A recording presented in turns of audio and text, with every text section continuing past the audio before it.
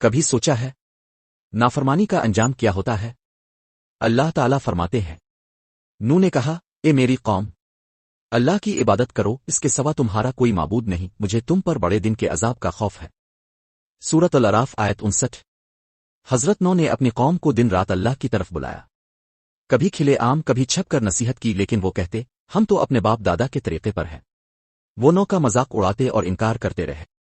نوح نے 950 سال صبر کے ساتھ تبلیغ کی، مگر ایمان لانے والے بہت کم تھے۔ اسی لیے آج ہمیں چاہیے کہ اللہ کی بات سنیں اور اس پیغام کو دوسروں تک بھی پہنچائیں، تاکہ ہم نجات پانے والوں میں شامل ہو سکیں۔ جب انکار حد سے بڑھ گیا تو اللہ نے نوح کو حکم دیا، ایک کشتی بناؤ۔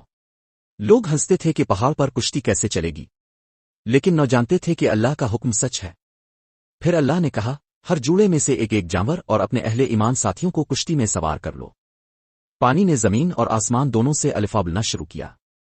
طوفان آیا، پہاڑ ڈوب گئے، سب نافرمان ہلاک ہوئے، ایون نوح کا بیٹا بھی، کیونکہ اس نے باپ کی بات نہ مانی۔